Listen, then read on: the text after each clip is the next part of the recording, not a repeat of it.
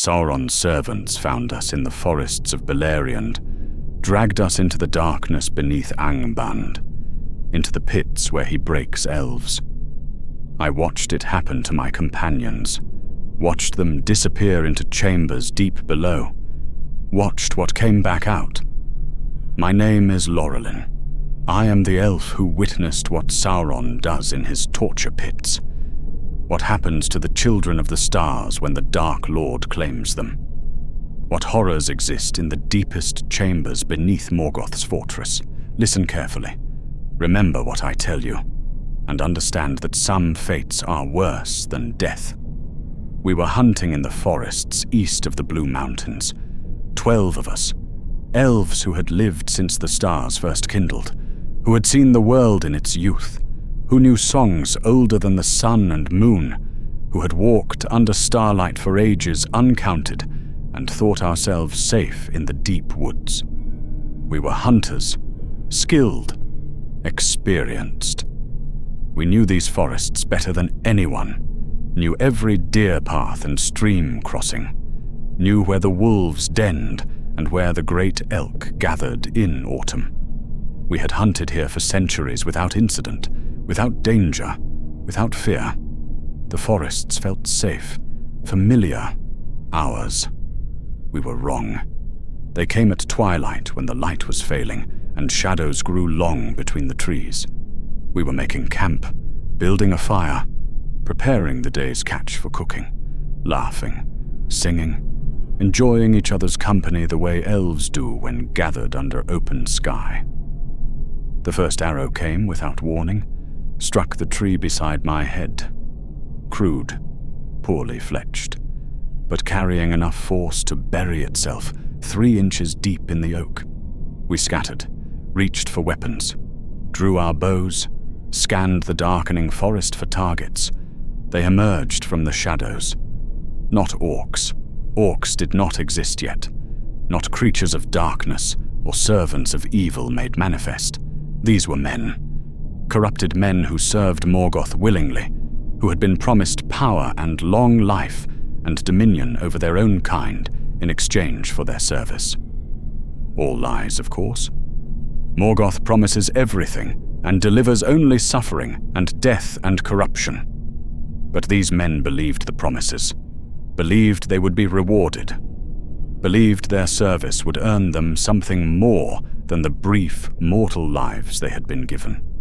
And so they served faithfully, hunted elves in the deep forests, captured prisoners for their dark master's purposes, did terrible things in exchange for empty promises, 20 of them against 12 of us. Poor odds by any measure. But we were elves, skilled warriors, ancient and experienced. We should have been able to handle 20 mortal men, even if they were corrupted and cruel. But they were prepared, had planned this carefully, knew what they were doing. They wore crude armor, boiled leather and rough iron plates that our arrows could not easily penetrate. They carried nets, heavy nets weighted at the edges with lead and stones, and chains, iron chains that burned elven skin on contact, and clubs, heavy wooden clubs designed not to kill but to stun, to incapacitate, to capture. They did not want to kill us. They wanted to take us alive. That should have told me something, should have warned me that whatever they had planned was worse than death. But in the moment, I only thought about fighting, about surviving, about killing as many of them as I could before they overwhelmed us. I fired 3 arrows in quick succession. All 3 found their marks, heard screams as men fell, saw bodies crumpling in the growing darkness.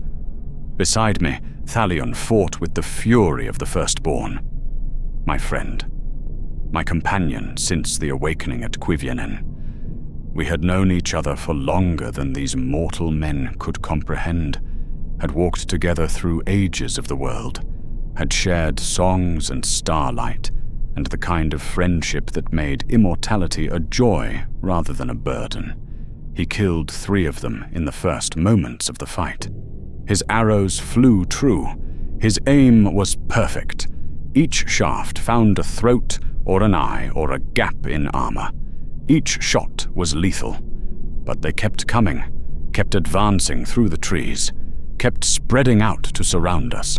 20 became 17, became 15, but 15 was still more than enough.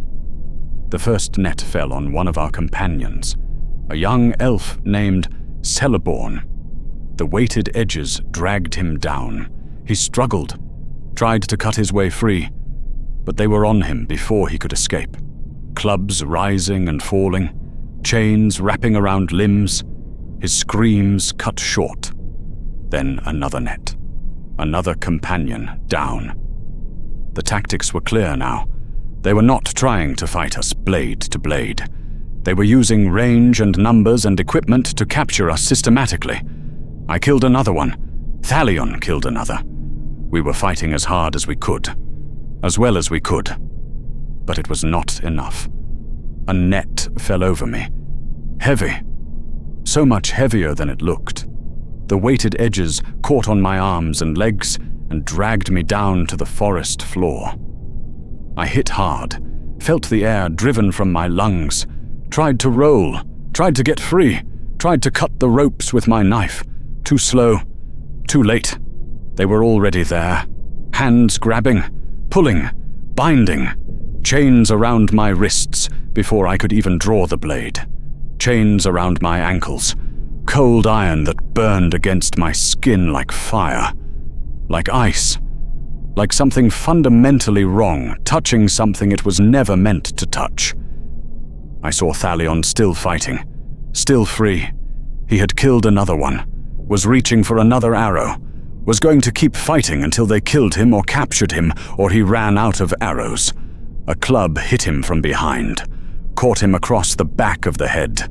He went down like a felled tree, hit the ground hard, didn't move. I screamed his name, struggled against the chains, fought with everything I had. It made no difference. They were too strong, too many, too practiced at this. A hood came down over my face, rough fabric that smelled of blood and smoke and sweat and something else. Something that made my stomach turn and my spirit recoil. The smell of places where terrible things happened, where evil was worked, where the light had died and only darkness remained.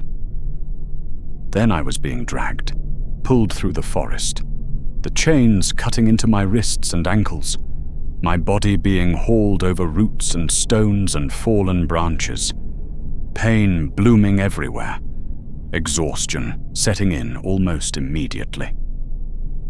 The journey to Angband took 8 days. 8 days of horror that I will never forget. 8 days that broke us down before we ever reached the fortress, before we ever saw the pits, before the real torture even began. They kept the hoods on for the entire journey, kept us in darkness, disoriented, unable to see where we were going or how far we had traveled or what was happening around us. All I knew was pain and exhaustion and the constant pull of chains. They dragged us during the day, forced march pace that no mortal should have been able to maintain. But these were not normal mortals. They had been given something, some dark gift from their master that let them march without rest, without food, without water, just constant movement north toward the Iron Mountains, toward Angband, toward whatever waited for us there. At night they would stop, chain us to trees, leave us sitting in the darkness under our hoods with our hands bound and our bodies screaming in agony. They gave us no food, no water. Elves can endure longer than mortals without such things, but we still suffer, still feel the deprivation, still grow weak. I think that was the point, to weaken us, to break us down physically before the real breaking began. Sometimes I could hear my companions, could hear them weeping or praying or whispering to each other in Quenya. The language of our people. The language these corrupted men didn't speak. I heard Thalion once, the second night, chained somewhere to my left, close enough to hear but too far to touch. "Lorelei," he whispered. "Are you alive?" "Yes," I whispered back, my throat raw from thirst, my voice barely audible. "Where are they taking us?" "North, to Angband, to Morgoth's fortress." Silence. Then, "We are going to die there." "Probably," I said, because there was no point in lying, no point in false hope. We both knew what Morgoth did to prisoners, what happened to elves who fell into the enemy's hands. Death would be a mercy, and Morgoth was not known for mercy. "I am sorry," Thalion said. "Sorry I could not protect you. Sorry I failed." "You didn't fail. Neither of us could have prevented this. There were too many. They were too prepared. Still, I wish I could have saved you from whatever is coming." "We will face it together," I said. "Whatever happens, we will face it together." "Together," he agreed, and I heard something in his voice, some determination, some resolve, as if he was making a promise to himself, a vow. I did not understand it then, did not know what he was promising, what he was preparing himself to do. But I would learn, in the pits beneath Angband, when the time came, when everything fell apart and the darkness closed in. Thalion would keep his promise, even when it cost him everything. On the third day, we lost the first companion, an elf named Linda. She had been wounded during the capture. An arrow had grazed her side, not fatal under normal circumstances. But these were not normal circumstances. The wound festered, infected. She developed a fever, started hallucinating, calling out for people who were not there, singing fragments of songs in a voice that grew weaker by the hour. The corrupted men did not care, did not tend the wound, did not even slow down, just kept dragging her north along with the rest of us. On the morning of the fourth day, she stopped responding, stopped making sounds, stopped moving when they pulled on her chains. They checked her, confirmed she was dead, and simply left her there. Unchained the body, let it fall beside the road, moved on without a backward glance.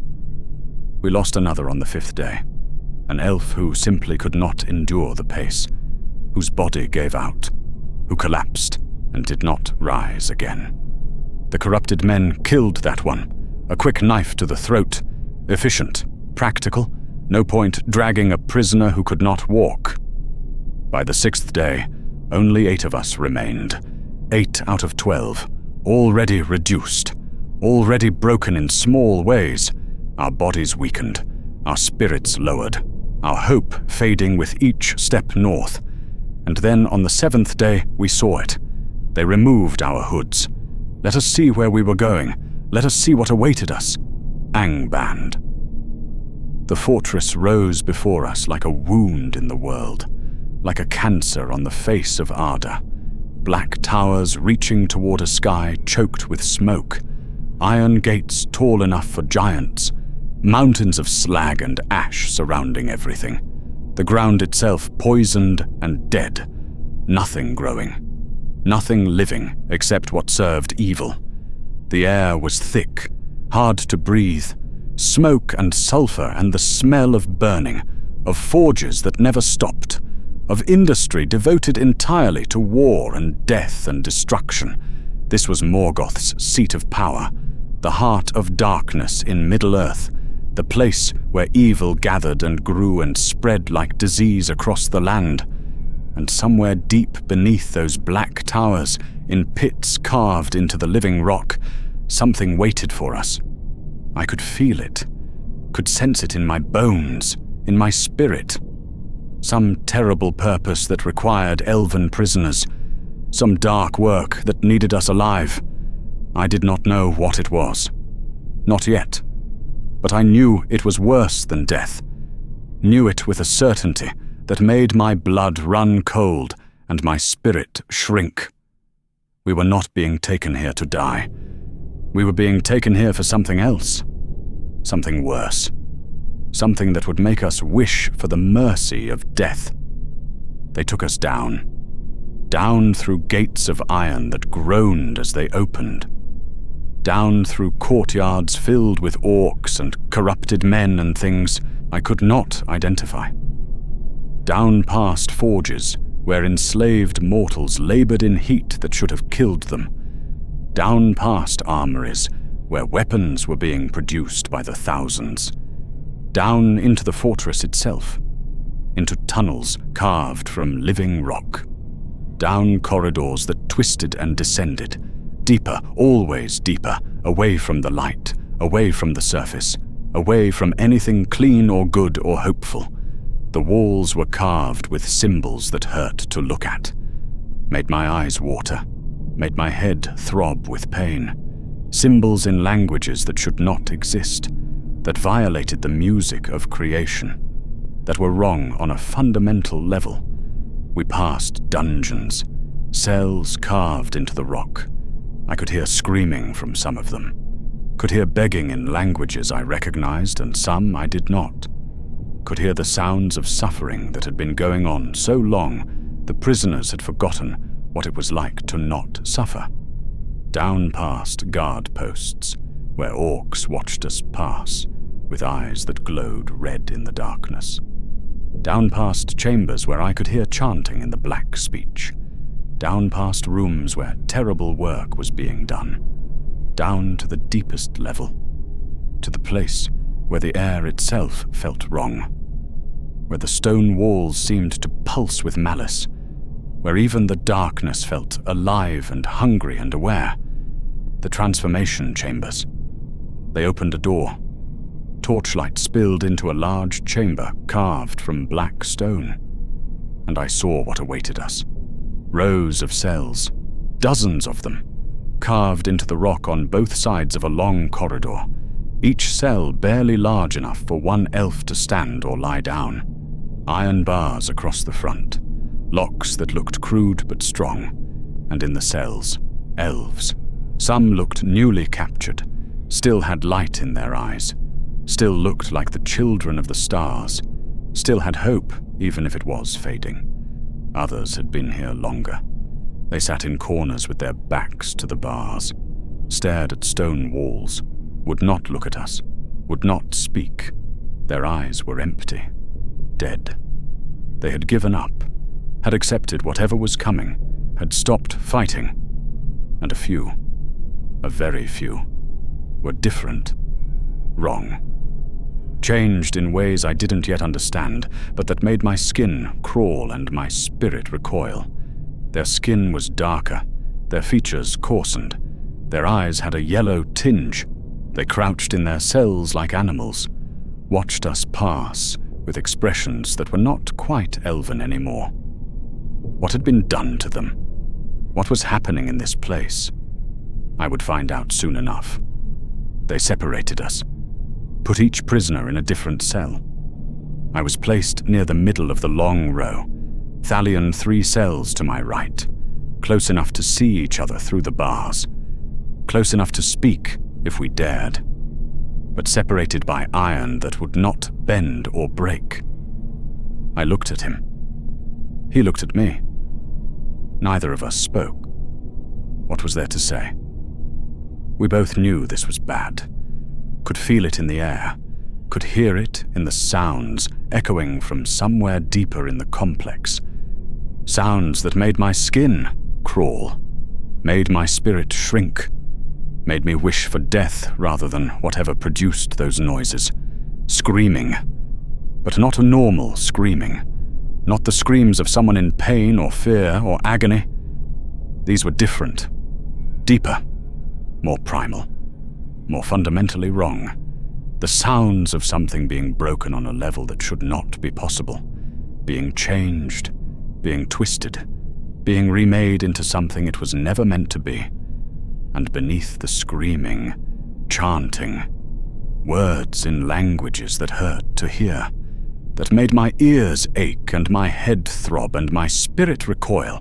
Dark speech, evil speech, the kind of words that should not exist, that the world itself rejected, and other sounds, metal scraping on stone, liquid being poured, the hiss of something being heated to temperatures that should not be possible, the wet sounds of flesh being altered, being changed, being reshaped.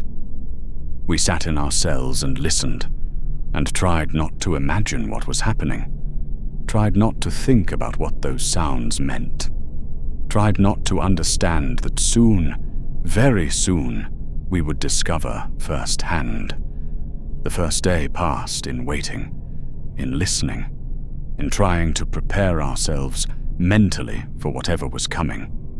Other prisoners whispered to us through the bars when the guards were not close enough to hear.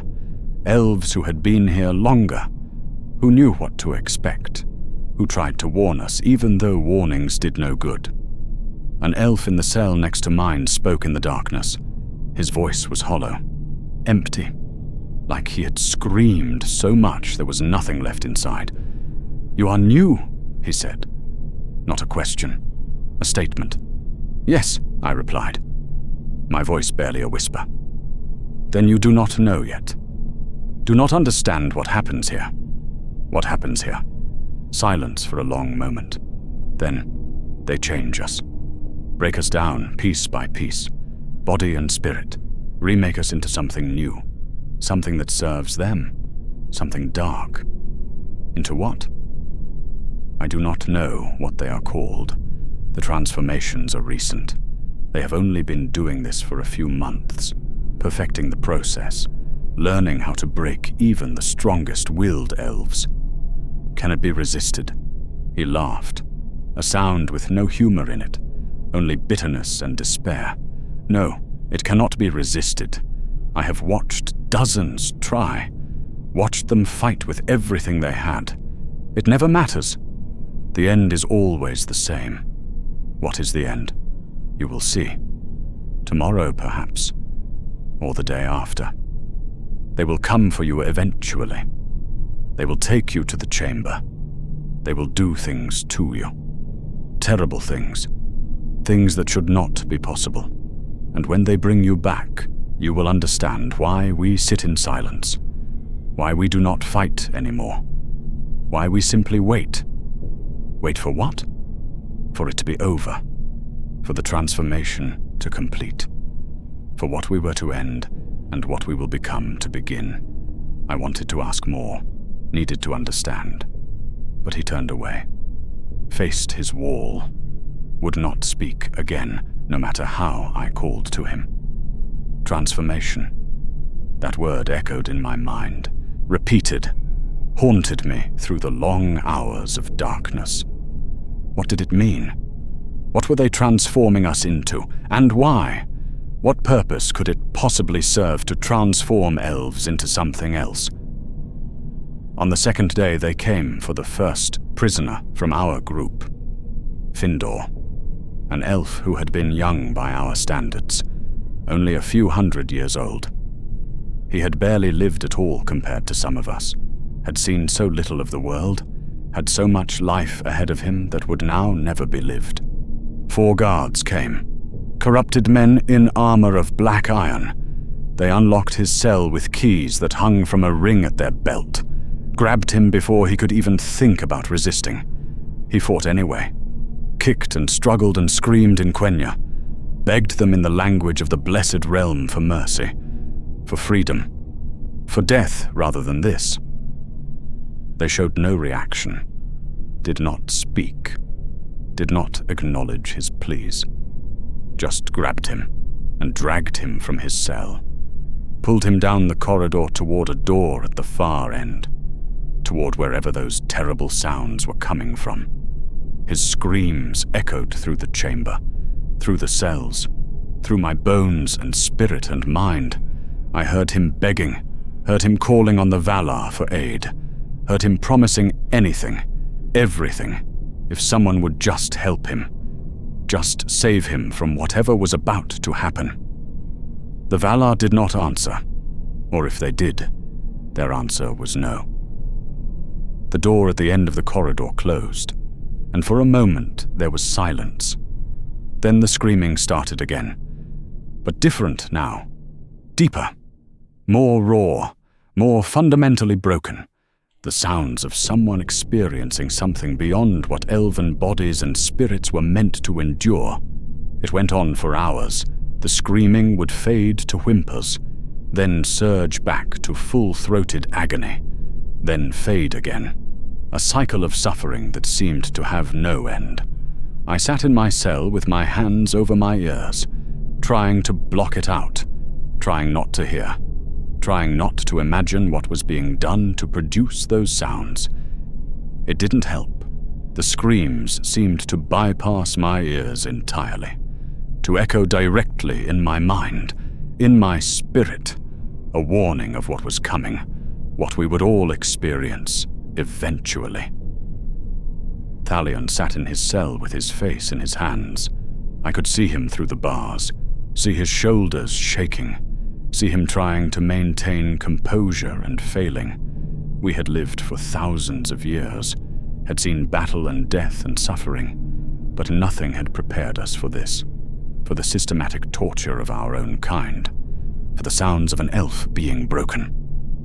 Finally, after what felt like an eternity, the screaming stopped. Silence fell, heavy, oppressive, somehow worse than the screaming had been. Then the door opened. Guards emerged, dragging Findor between them, his body limp, unconscious or simply broken beyond the ability to stand. They threw him into his cell. He hit the stone floor hard, curled into a ball, made sounds that were not quite words, not quite sobs, just animal noises of pain and trauma. I forced myself to look at him, forced myself to see what had been done, forced myself to understand what awaited us all. He was changed, not completely, not entirely. The transformation was not finished, but it had begun, and the changes were visible even from my cell. His skin was darker, not tanned, not discolored by bruising, darker in a way that looked permanent, that looked fundamental, grey-tinged, rough-looking even from a distance. His hands where they clutched at his head. The fingers were thicker, less graceful, the nails darker and sharper, more like claws than the delicate nails elves should have. His face when he finally looked up. The features were heavier, coarser, losing the fine bone structure that marked all elven kind. His eyes had a yellow tinge around the edges, the pupils slightly wrong, slightly more slitted, and his spirit. I could feel it even from several cells away. The light that all elves carry, the connection to the music of creation, the joy and grace that is our birthright. It was dimmer, being smothered, replaced by something else, something dark and cold and wrong. "Findor," I whispered, "what did they do to you?" He looked at me, and I saw terror in those yellow-tinged eyes, saw him recognizing what was happening to him, understanding that this was just the beginning. "They are remaking us," he said. His voice was rougher, deeper than it had been. Breaking us down, body and spirit and mind, rebuilding us into something new, something that serves the darkness, something that exists only to spread evil. "Into what?" I asked, though part of me did not want to know. "I do not know yet. The transformation is not complete. They will take me again tomorrow, and the day after, until the elf is gone, and only the new thing remains." He curled tighter, clawed at his own skin as if trying to tear the changes away, as if trying to pull the corruption out of his flesh by force. It did not work, could not work. The changes were deeper than skin, deeper than flesh. They were in his spirit, in his essence, in the fundamental nature of what he was, and they were permanent. The next day they took Findor again. He fought harder this time, knew what was coming, knew what awaited him in that chamber. Screamed and struggled with the strength of desperation, with the fury of someone who knows they are losing themselves and will do anything to prevent it. It made no difference. The guards were stronger, more numerous, more practiced at dragging resistant prisoners to their doom. They pulled him from his cell, hauled him down the corridor, through that door, and his screams echoed for hours, changed in pitch as the transformation progressed, became deeper, more guttural, less elven and more something else. Something that made my skin crawl and my spirit weep. When they brought him back the second time, he was more changed than elf. His skin was fully grey now, almost green in some lights, rough like tree bark. His face had lost almost all elven features, the bone structure heavy and brutal. His teeth, when he opened his mouth to scream, were sharp, too many of them, designed for tearing rather than eating. His back was hunched, muscles thick and crude, his hands ending in black claws that scraped on stone when he moved, and his eyes, fully yellow now, slitted pupils like a snake, looking at me with no recognition, no memory, no connection to who he had been. The light was gone, the spirit I had known, the elf who had laughed and sung and lived, gone, erased, replaced by something that existed only to hate, to kill, to spread the darkness that had created it. On the third day, they took him again for the final session. When he returned, he was no longer Findor at all. He was an orc. I understood then. Finally understood what we were being transformed into. What Sauron was creating in these pits beneath Angband. Orcs. Creatures I had heard described by those who fought on the front lines against Morgoth's forces. Brutal warriors who felt no pain, who fought with savage fury, who existed only to kill and destroy.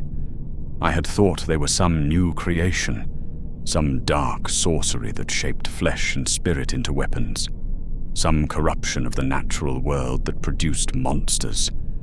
I had never imagined, never conceived, never dreamed that they were made from elves, that we were the raw material, that Sauron was taking the firstborn children of Ilúvatar and corrupting them, twisting them, remaking them into weapons to use against their own kind. It was evil beyond comprehension, beyond anything I had imagined possible, beyond the worst nightmares I had ever experienced, and I was going to experience it firsthand. They took Findor away after the final transformation, gave him crude armor and cruder weapons, sent him to join others like him in the armies gathering above. He went without resistance, without complaint, just followed his new masters like an obedient hound. The elf was gone, the orc remained, and the orc existed only to serve. Over the following days they worked through our group systematically, taking prisoners one by one, transforming them through multiple sessions, creating more orcs to serve Sauron's purposes. I watched it happen again and again, watched elves I had known, had traveled with, had hunted with, had shared songs and stories with, watched them broken and twisted and rebuilt into monsters. An elf named Celeb lasted 3 sessions before the transformation was complete. She fought harder than most, maintained her sense of self longer than seemed possible. But in the end, it made no difference. The darkness was stronger. The corruption was inevitable. On the third day, she became an orc and was taken away. An elf named Medrus broke faster. Only 2 sessions. His will was not as strong, or perhaps the dark sorcery worked better on him. Either way, he was transformed quickly, became an orc, was sent to war. One by one, our group was reduced. One by one, they were transformed. One by one, the elves disappeared, and orcs remained. And every day, I moved closer to my turn. Every day the queue grew shorter. Every day I listened to the screaming and knew that soon it would be my voice echoing through these halls. My body being broken, my spirit being corrupted. There was no escape, no rescue, no hope. Just the slow, inevitable march toward transformation, toward becoming a monster, toward losing everything I was. Thalion and I were the last two from our group. The others had all been taken, all been transformed, all been sent away as orcs. We sat in our cells and looked at each other through the bars, both of us knowing what was coming, both of us knowing we were powerless to prevent it. "I am sorry," he said one night when the guards were far enough away to not hear. "Sorry that you have to see this, experience this, becomes this." "We both have to experience it," I said. "We both become monsters. Neither of us escapes." "No," he said quietly. "Neither of us escapes." But there was something in his voice, something I didn't understand, some determination, some plan, some idea forming in his ancient mind. I didn't ask, didn't press, just sat in my cell and waited for the inevitable. They came for Thalion on the 8th day, 4 guards in black armor, keys rattling, cell door opening, hands grabbing. He did not fight, did not struggle or scream or beg, just stood calmly, looked at me one last time, and I saw everything in that look. Fear, love, sorrow, determination, and something else, something that looked like goodbye, like a promise, like a vow being made. Then they took him, dragged him from his cell, pulled him toward that door at the end of the corridor, and I heard his screams begin. They were different from the others somehow, more controlled, like he was experiencing the same agony but managing it differently, like he was staying conscious and aware through the pain rather than letting it overwhelm him, like he was choosing to remain present and focused even as his body was being broken and remade. Why? Why would anyone choose to remain aware during that? Why not let consciousness slip away? Let the mind retreat from the horror. I would understand later, in the escape, when everything fell apart and Thalion made his choice. But in that moment, I just listened to my oldest friend screaming, listened to his voice changing, deepening, becoming less elven and more orcish as the transformation progressed. When they brought him back hours later, the changes had begun. His skin was darkening, going from pale to grey. His features were coarsening, nose broadening, jaw thickening, brow becoming heavier. His eyes were starting to shift. Grey fading to yellow, pupils elongating, becoming more serpentine. His hands where they gripped the bars of his cell, fingers thickening, nails darkening and sharpening into claws, knuckles becoming more prominent. But his mind was still intact, still him, for now, "Laurelin," he whispered when the guards had moved away. His voice was already rougher, deeper, but still recognizable as the voice I had known for thousands of years. I moved to the edge of my cell, as close as I could get, reached through the bars. He did the same. Our fingers touched. His were already different, thicker, rougher, the skin texture wrong. But they were still his hands, still the hands that had pulled me from a river once, had helped me climb mountains, had held mine under countless stars. "Tell me honestly," I said. "What is it like?" He was quiet for a long moment, considering, choosing his words carefully. "The physical pain is worse than anything I have experienced," he said finally. "They break your bones and remake them, tear your muscles apart and rebuild them, change your skin and eyes and teeth. Every nerve is on fire. Every cell is screaming. It feels like being burned alive from the inside out." He paused, took a shuddering breath. But that is not the worst part. The worst part is what they do to your spirit, your essence. They cut you off from everything that makes you elven, from the music of creation, from the light of the Vala, from the connection to Ardor itself. They isolate you from everything good and beautiful and joyful. And then they pour darkness into the void, hatred, cruelty, the desire to destroy rather than create, to kill rather than nurture, to spread shadow rather than light. They show you visions of violence and make you want them, make you crave them, make killing and destroying feel right in ways that terrify you because you know it is wrong, but it feels so good. Can you resist it? I asked. For now. But it is like trying to hold back the ocean with your hands. The darkness is so much stronger than my resistance, and tomorrow they will take me again. Will pour more corruption into me. Will break more of what I am and replace it with what they want me to be. And the day after tomorrow, I will be more orc than elf. And the day after that, I will be gone entirely. The elf you knew will be erased, and only the monster will remain. His clawed hand squeezed mine. I am sorry you will have to watch. Sorry you will have to see me become that. Sorry you will experience it yourself soon after. We knew the risks when we left Cuiviénen, I said. We knew the world held dangers. We just never imagined anything like this. No one could have imagined this, Thalion said. This level of cruelty, this depth of evil, the systematic corruption of everything beautiful. This is beyond anything that should be possible. We sat in silence, fingers touching through bars, both of us knowing this might be the last real conversation we ever had. The last time we spoke as elves, as friends, as the people we had been for thousands of years. Tomorrow he would be transformed further, and the day after he would be gone.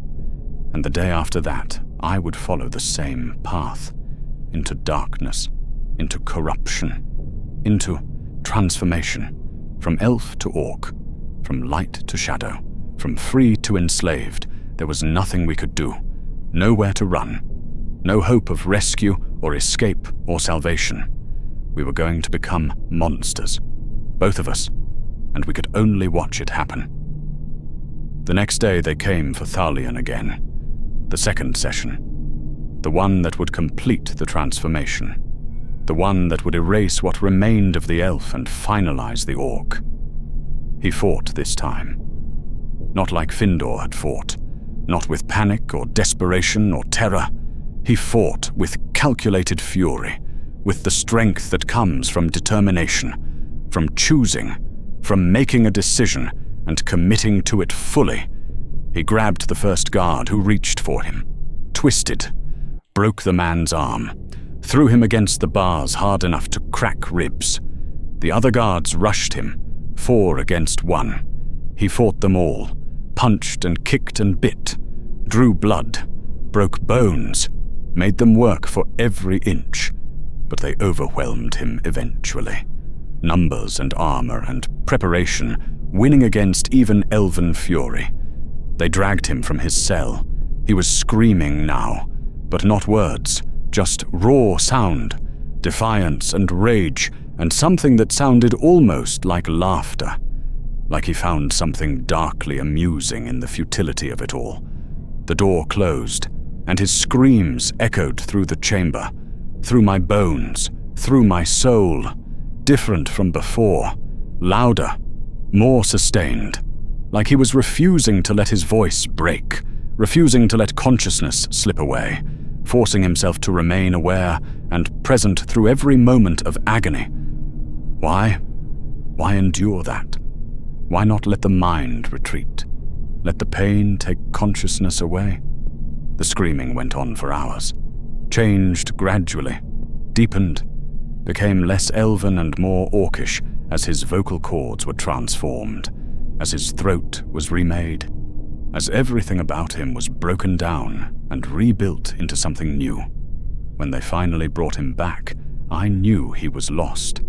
His body was fully transformed now, skin grey-green and rough like old bark, face completely changed, features heavy and brutal, all grace gone, all elven beauty erased, eyes fully yellow, slitted pupils, looking at everything with an expression that was not quite rage, not quite hunger, something between the two, something predatory and cruel, teeth sharp and numerous, mouth slightly open, breathing in harsh gasps through a nose that was too flat, too wide, too wrong, hands ending in black claws that scraped on stone, arms thick with crude muscle, back hunched, posture more beast than person. He looked like every description of orcs I had ever heard, every nightmare creature, every monster, except I knew who he had been, knew the elf who lived inside that corrupted flesh, knew my friend was trapped in there somewhere, screaming, unable to escape. Or was he? Was any of Thalion left at all? Or had the transformation completely erased him? Killed the elf and left only the orc? He looked at me, those yellow eyes fixed on mine, and I saw nothing. No recognition, no memory, no love or friendship or shared history, just an orc looking at prey, at an enemy, at something to hate. Thalion? I whispered, desperate, hoping, praying for any sign that something remained. Nothing. He just turned away, hunched in the corner of his cell, waiting like an animal for its master's commands. My friend was gone, the person who had known me longer than anyone, who had walked with me through ages of the world, who had been my closest companion, my dearest friend, the one I trusted most in all of Middle-earth, erased, replaced by a monster, by a weapon of evil, by something that would kill me without hesitation if ordered to do so. I wept. For him, for all of them, for what had been lost, for what was coming. Because I was next. Tomorrow they would come for me. Tomorrow I would be dragged to that chamber. Tomorrow I would experience what Thalion had experienced, what all the others had experienced. Tomorrow I would begin to transform, to change, to become an orc, and there was nothing I could do to prevent it. They came for me at dawn. 4 guards, keys rattling, cell door opening. I did not fight. What would be the point? I had watched others fight, watched them struggle with everything they had. It never changed anything, never saved them, never even delayed the inevitable. Better to accept it. Face it with whatever dignity I could maintain. Go to my transformation with my head high, even if my spirit was breaking. They grabbed me, pulled me from my cell, chains around my wrists, hands gripping my arms hard enough to bruise. I looked at Thalion one last time as they dragged me past his cell, looked at the orc he had become, hoped desperately for some sign, some flicker of recognition, some indication that my friend still existed somewhere inside that corrupted body. Nothing. Just yellow eyes watching me pass. Animal eyes. Predator eyes. Empty of everything I had known. Then I was being pulled down the corridor, toward that door, toward the transformation chamber, toward my doom. The door opened, and I saw it for the first time with my own eyes, rather than just imagining based on sounds and screams. A chamber carved from black stone, walls covered in symbols that hurt to look at, that made my eyes water and my head throb with pain. Symbols that should not exist, that violated the music of creation on some fundamental level. A table in the center, metal, with restraints built in, iron cuffs for wrists and ankles, bands for throat and waist and chest, designed to hold someone completely immobile, unable to move, unable to escape, braziers in the corners burning with flames that gave no warmth, only cold, only darkness. Fire that was wrong, that consumed light rather than creating it. Tools on a table nearby. Metal instruments, vials of liquid. Things I could not identify and did not want to understand. And standing beside the table, waiting for me. The one who would perform the transformation, not Sauron himself.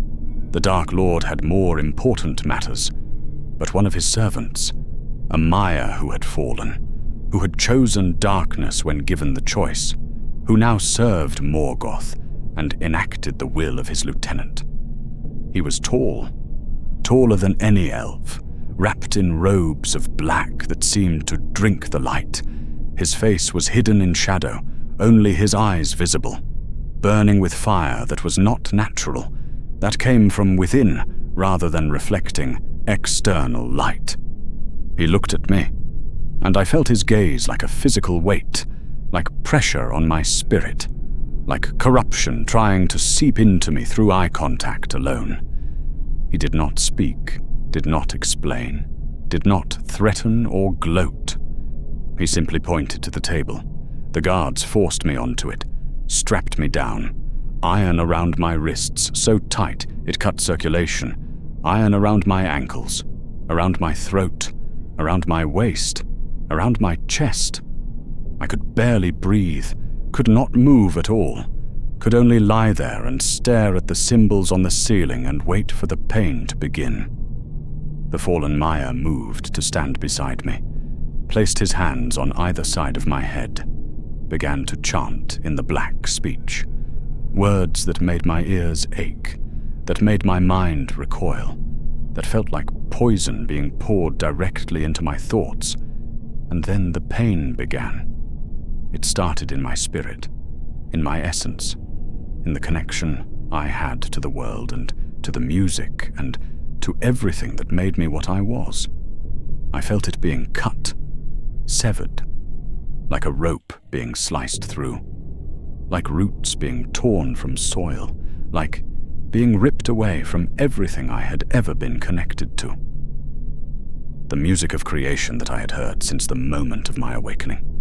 Silent, gone, replaced by nothing, by void, by emptiness that screamed, the light of the Valar that all elves carry, smothered, buried under layers of darkness, crushed beneath weight I could not resist, the connection to Arda itself, to the trees and stones and waters, broken, severed, leaving me isolated, alone, cut off from the world in ways I had never experienced, in ways I had not known were possible, and into the void left behind, darkness poured, hatred, pure concentrated hatred for everything, for the light, for beauty, for joy, for creation, for life itself, hatred that consumed, that demanded expression, that needed to destroy, cruelty, the desire to cause pain, to see others suffer, to inflict agony on anything and everything,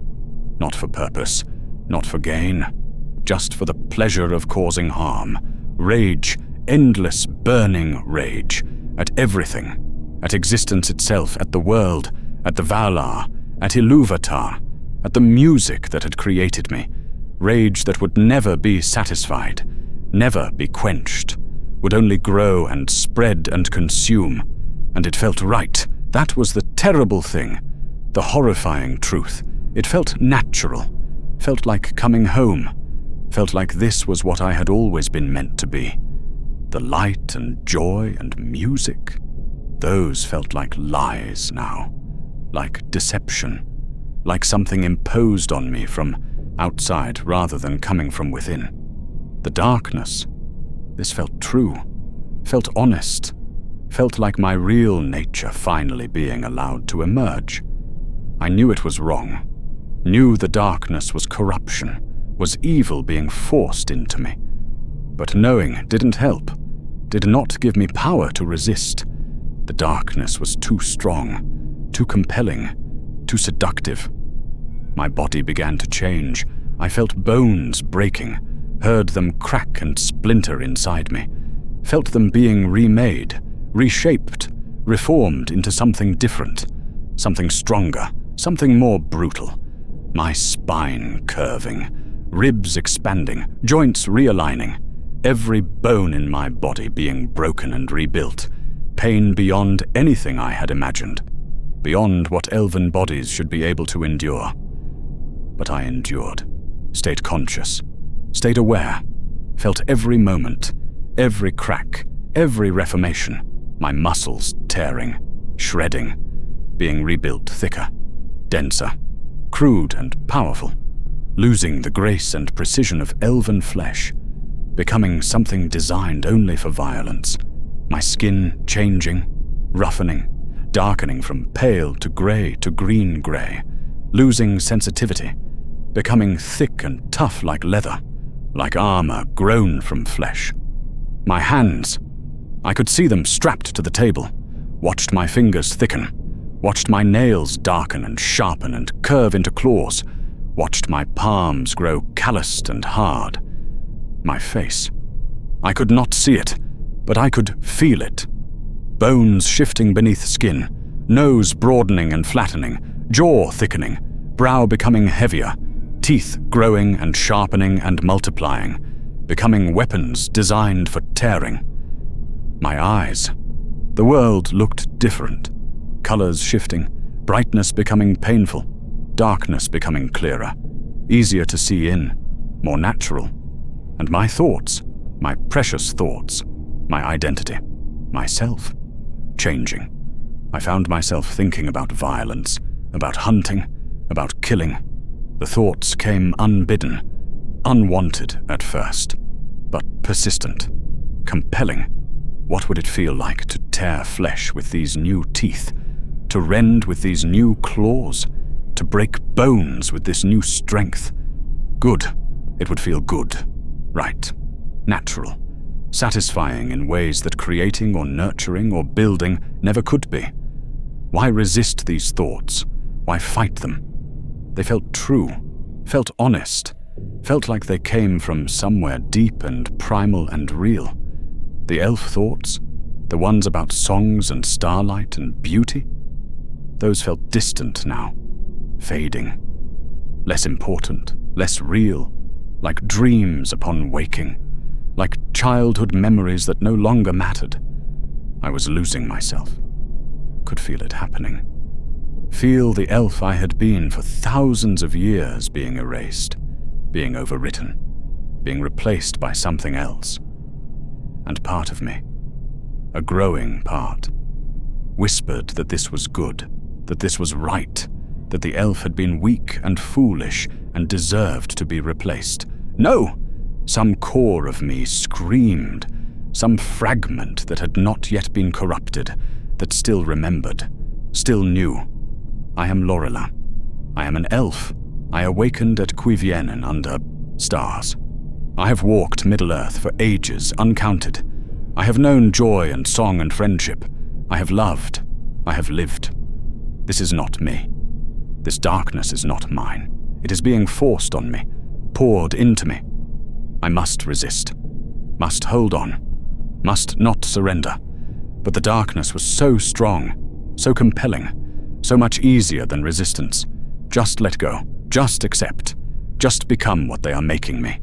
It will hurt less, be simpler, and I will be powerful, strong, freed from the weakness of elven compassion and mercy. I was almost gone, almost fully corrupted, almost ready to surrender the last fragments of myself. And then I heard it, faint, distant, but unmistakable. Singing, elven singing, real elven voices, not the corrupted chanting of the fallen Maya, not the twisted words of the black speech. Real songs, war songs of the Noldor, songs of defiance, of courage, of light against darkness, songs I had known since childhood, since awakening, since the beginning, and the clash of weapons, steel on steel, shouts in Sindarin, battle cries, the sounds of my people fighting, arrayed, elven warriors, here in the pits beneath Angband, impossible, suicidal, but happening. They had come to save us, come to rescue prisoners, come to fight evil in its own stronghold. Hope flared in my spirit, weak, fragile, barely alive after what had been done to me. But there, real, pushing back against the darkness, giving me something to hold on to, something to fight for, something to live for. I am Laurelin. I am an elf. My people have come. I am not abandoned, not forgotten, not lost. I will resist. I will fight. I will hold on. The darkness screamed at me to surrender, to let go, to accept corruption. I refused. The fallen Maya felt my resistance, felt me fighting back. He pressed harder, poured more darkness into me, tried to crush the resistance, tried to break me completely. I held on to the songs, to the sounds of battle, to the hope that rescue was coming, to everything I was, everything I had been, everything I refused to lose. The pain intensified, became unbearable, became something beyond what consciousness should be able to survive. But I survived, stayed aware, stayed myself even as my body transformed, even as darkness poured into me, even as the corruption tried to erase everything I was. I held on, and waited, and hoped. The sounds of battle grew louder, closer. I could hear elven warriors fighting their way through the pits, could hear orcs and corrupted men dying, could hear my people coming. The fallen Maya stopped his chanting, stepped back from the table, spoke harsh commands in the black speech. The guards in the chamber ran toward the sounds, toward the fighting, leaving me strapped to the table, half transformed, barely conscious, the corruption still spreading through my body even without the active sorcery. But I was aware enough to hear, to hope, to hold on. Time became strange, stretched and compressed. I drifted between consciousness and darkness, between pain and numbness, between myself and the thing I was becoming. But I held on, to my name, to my identity, to the core of who I was. I am Laurelin. I am an elf. I will not surrender. The sounds of battle grew closer. I could hear elven voices now, shouting to each other, calling out tactics, urging each other forward. They were at the cells. I could hear them trying to free prisoners, hear them breaking locks, hear the desperation in their voices, the knowledge that they were outnumbered, running out of time, about to be overwhelmed. But still they tried. Still they fought. Still they attempted to save whoever they could. And then I heard something else. Metal bending, bars breaking, a roar that was not quite elven, not quite orcish. Something between. Thalion. Through the doorway I could see into the corridor, see his cell, see him grabbing the bars with those massive clawed hands, see him pulling with orcish strength, strength no elf possessed. The bars bent, groaned, started to give way. A guard moved toward him, weapon raised, ready to stop this. Thalion's arm shot through the bent bars, grabbed the guard's throat, squeezed. I heard bones crunching, saw the guard fall. Then Thalion was forcing himself through the gap he had created, tearing his grey-green skin on jagged metal, not caring, not feeling pain, just moving with determination. He grabbed keys from the fallen guard, stumbled toward the transformation chamber, toward me. Our eyes met, yellow and grey, orc and elf, monster and victim. And I saw something, just for a heartbeat, just for one impossible moment. Him! Thalion, my friend, looking out through those yellow eyes, using every fragment of will he possessed, every last piece of himself that remained, fighting the corruption, the darkness, the orc nature, fighting to save me. This was why he had stayed conscious during the transformations, why he had endured the pain fully aware, why he had not let his mind retreat, so he could hold on to enough of himself, enough choice, enough free will to do this one thing, to save me. His clawed hands fumbled with my restraints, so strong now, but struggling with the mechanisms, taking precious seconds, but succeeding. 1 restraint, 2, 3, the iron falling away. I tried to sit up. My body screamed, half transformed, every muscle on fire, every bone broken and reformed, barely functional. Thalion grabbed me, lifted me with orcish strength. His touch was gentle as an orc could be, as gentle as he could make it. 1 word, forced through a throat designed for roaring rather than speech, forced through a mind that was 90% orc and only 10% elf. 1 word in Sindarin that cost him everything. Run! And then I saw it. Saw the last light in his eyes die. Saw the final fragment of elf disappear. Saw the orc consume what remained. He dropped me. Not gently. Just released. Turned away from me. Saw the elven raiders entering the chamber. Saw them as enemies, as prey, as things to kill. He roared, full orcish battle cry, charged at them with claws extended and teeth bared. They had no choice. This was an orc attacking, fully transformed, fully enemy. They defended themselves. I saw swords cutting, saw Thalion fall, saw his body hit the ground, saw the life leave those yellow eyes. My friend, my dearest friend, who had held on to himself through transformation, who had endured the corruption consciously, who had used his last moment of choice, his last fragment of free will, to save me, gone, dead, lost forever. The raiders grabbed me, 2 of them, pulled me to my feet. "Can you run?" one asked urgently. I nodded. Barely. My legs worked. Barely. But they worked. "Then run, north. Do not stop. Get to Rivendell. Lord Elrond can help you, can finish stopping the transformation.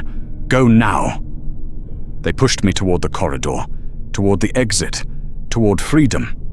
Behind me, I heard them fighting, heard them holding off pursuing orcs, heard them dying so I could escape.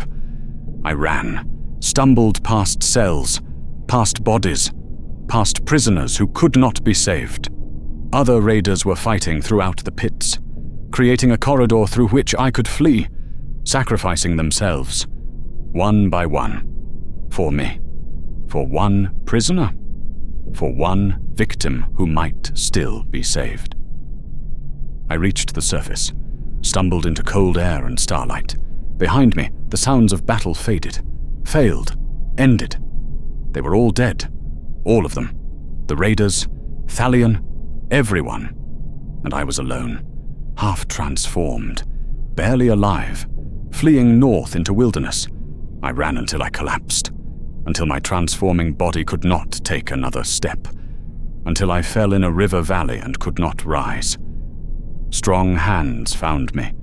Gentle voices spoke Sindarin. Elves of Rivendell. Scouts. Searching. They carried me to Lord Elrond, and he saved me. Stopped the transformation. Reversed what he could. Left me scarred but alive. But myself. That was 10,000 years ago. I have lived through all the ages since. Bearing the scars, physical and spiritual, the nightmares that never end, the memories that will not fade. I remember Thalion. Every day, the friend who saved me, who held on to himself through corruption, who used his last choice to give me life.